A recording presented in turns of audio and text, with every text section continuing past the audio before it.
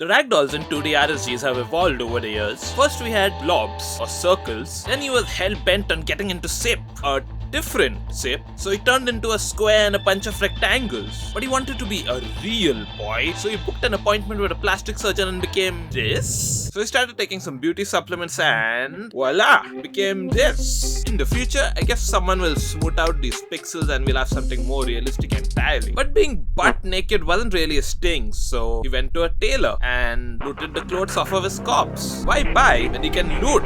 This is why. Well, orange is the new black though, so... Oh, what's that?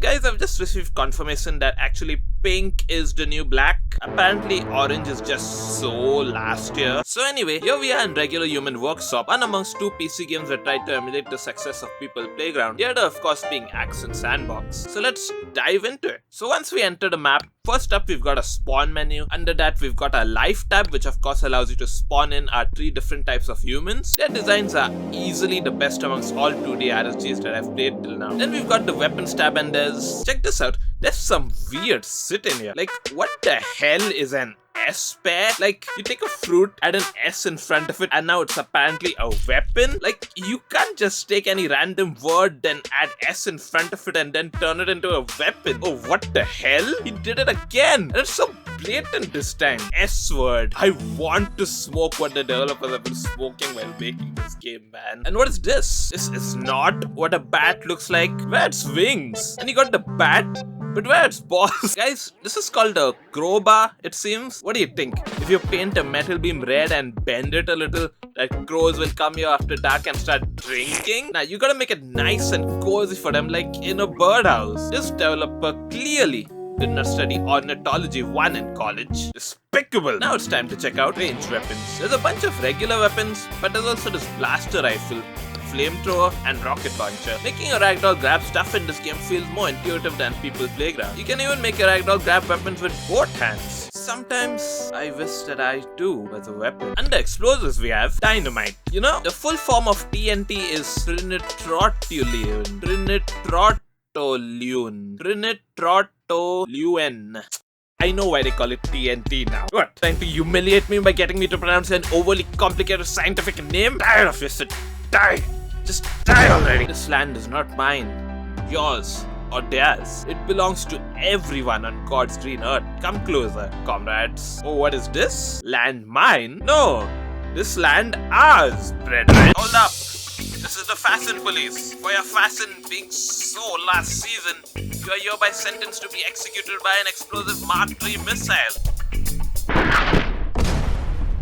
Well, they don't call it a missile for no reason. Lady Luck has sown upon you today. Regret and repent. Did you just call him a VV brain? Oh, just you wait. By pausing the game and using the context menu, I can make him grab the grenade, then I can make him activate it, then I can make him throw it.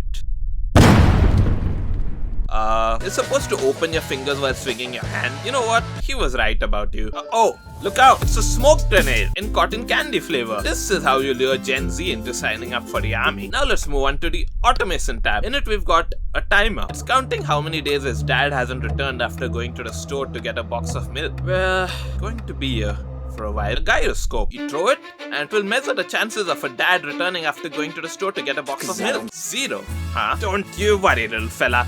It can only go up from here. Oh, it counts even negative numbers. Don't cry, little fella. There's buttons. Butt off. Butt on? A speedometer? Yeah, that's pretty fast.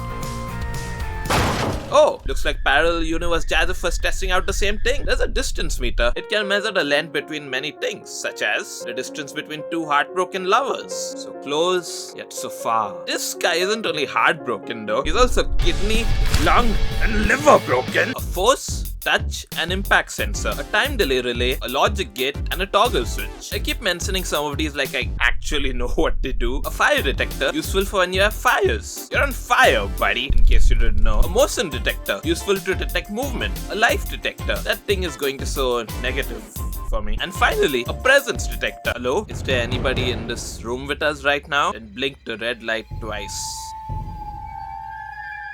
So that's a ghost. Are you like a scary ghost or a friendly one? Under the mechanics tab, you have the balancer. It's a tool that always tries to maintain an upright position, no matter what you do to it. There's also the balancer, which is way more powerful. This is the guy that Balancer's girlfriend tells him not to worry about. There's a wheel, a mechanical hinge joint, an aircraft propeller, a rocket engine, conveyor belts. There's a hovering magnet for the distinguished gentleman who is above everyone else, a motion resistor, a lifting column which goes beyond the limits of the map. If you can lift like this little fella, do you even lift? Bro, there's a grabber which will grab stuff which is placed on it. Don't judge me. There's a weird looking fire extinguisher, a hydraulic press. Well, that was depressing. On an unrelated note, anyone want spare body parts? Selling cheap, whatever this thing is. And finally, a winch for your weird fetishes and what have you not.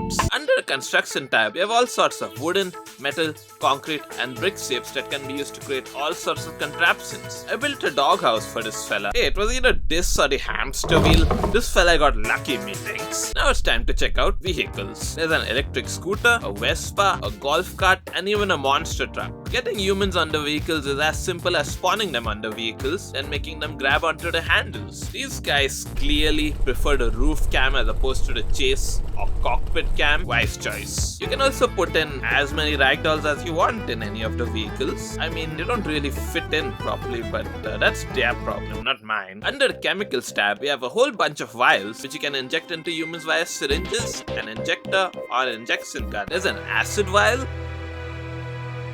Now this is what I call violence. This is a zombie vial. Now the disappointing thing about zombies in every ragdoll game is their lack of ability to attack. Like, go on, eat him, dude. Rip his guts out. Aren't you hungry? This is how the bullies used to block my path back in 7th grade. This is a skin-eating poison. You ugly. As you can tell, this guy doesn't have a very thick skin. Now let's check out miscellaneous items. Oh look, we've got a confetti cannon. You are winner! Your prize? A balloon. See, winners always find a way to get to the top. We got a giant lamp. A lamp.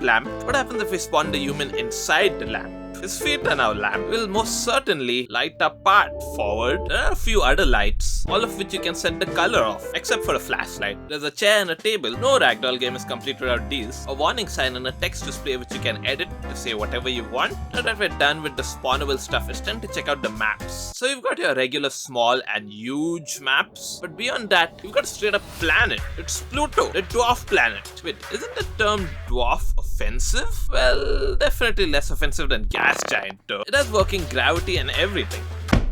How did we even get to Pluto though? Via a rocket launch? Well, he's stumped for an answer. Then there's also the Odyssey map, which is like a giant spaceship that you can walk around in.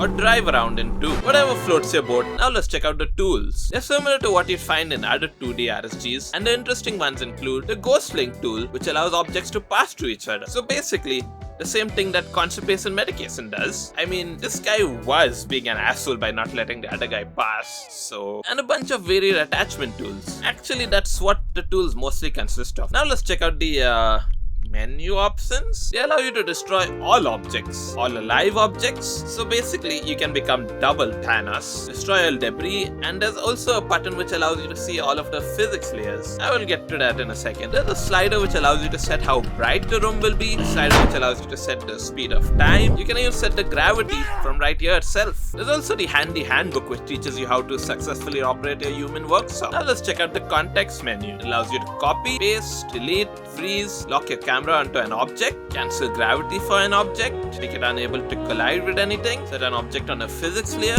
There's 3 of them, and objects on different layers won't interact with each other unless linked. You can also rotate objects and resize them. Resizing them without pausing the game causes them to turn into this.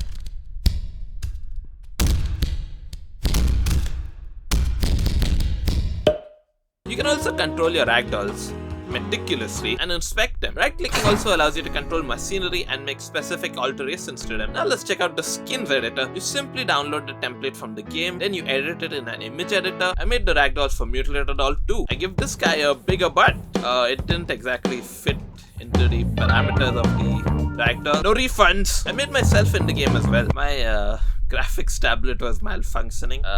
Yeah. Look, if you're at least semi-decent at drawing, it's very easy to put your own creations into this game, especially compared to other games. I've shown you everything I liked about it, so now it's time for my final thoughts on this game. I feel like this is extremely similar to People Playground, but I don't know if it's the art style or if it's something else, but this game feels more polished than PPG. I do like how this game by default gives you a brighter atmosphere as opposed to its competitors. It doesn't feel as advanced as its competitors though, but that doesn't mean that there isn't a lot of stuff that you can do in it. I really like the mechanical tools in this game. There's not that many of them, but they feel high quality, if that makes sense. The ease of adding skins and the literal planet as a map is another big plus point for this game. To simply put it, this is PPG Lite. Not that that's a bad thing, however. So thank you for watching. That's it for this video. Click here to check out more reviews for other Ragdoll games, and goodbye.